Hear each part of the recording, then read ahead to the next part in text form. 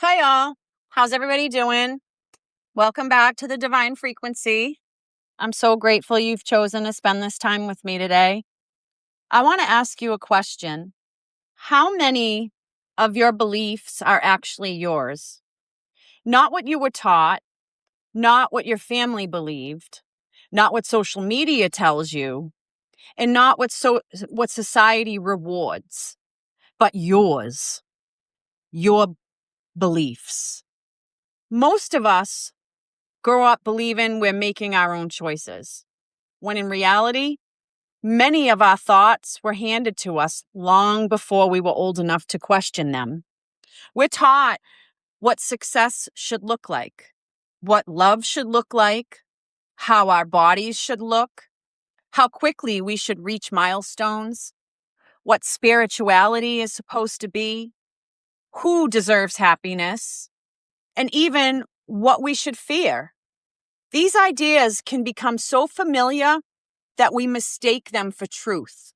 But familiarity doesn't always mean truth. Sometimes it simply means repetition. Think about it. How often have you caught yourself saying something like, I'm just not good enough. Money is hard to make. I always have to prove myself. Nothing ever works out for me. Where did those beliefs begin? Did they come from your own experiences? Or did you absorb them from watching the adults around you? Maybe you grew up hearing people constantly worry about money. Now every financial decision fills you with anxiety. Maybe love in your childhood felt unpredictable. Now part of you believes love always comes with pain. Maybe you were praised only when you achieved something. Now your worth feels tied to productivity. These aren't flaws.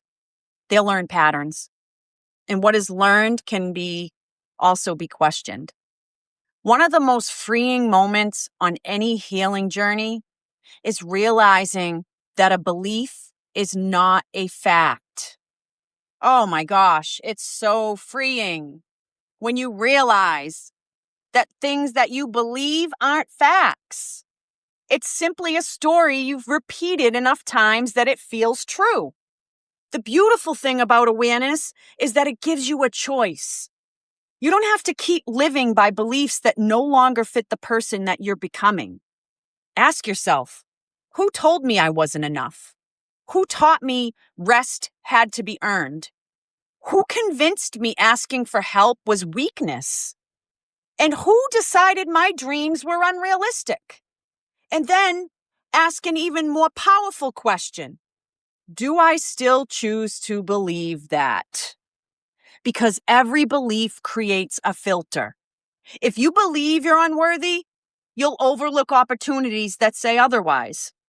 If you believe people can't be trusted, you'll expect every betrayal before connection. And if you believe happiness is always somewhere in the future, you'll miss the peace that's available today. The stories we tell ourselves shape the lives that we create. That doesn't mean life is always easy. It means our beliefs influence how we interpret every challenge, every opportunity, and every relationship. This is where spiritual growth begins, not by becoming someone else, but by peeling away everything that was never truly you. Healing isn't about adding more layers.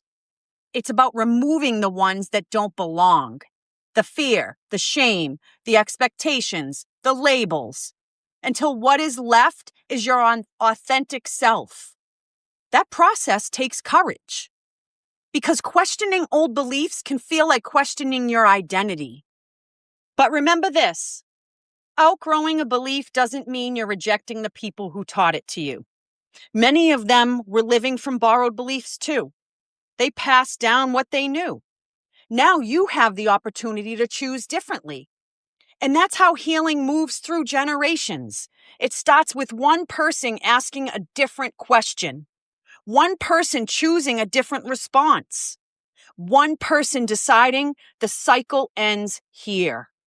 Maybe that's you. Maybe you're the one who's meant to replace fear without trust. Scarcity with possibility. People pleasing with authenticity. Self-criticism with compassion. You don't have to change everything overnight. Just begin noticing. When a limiting thought appears, pause before accepting it. Ask yourself, is this actually true? Who taught me this? Does this belief help me become the person I want to be? If the answer is no, you have permission to let it go. As we close today's episode, I want to leave you with this affirmation. I release beliefs that no longer serve me. I choose thoughts that align with my truth, my growth, and my highest good. And I know I always do the journal prompts, but if you rewind this about 30 seconds, those journal prompts are there. Don't forget to get in the giveaway. July 31st is the drawing. Thank you for tuning in.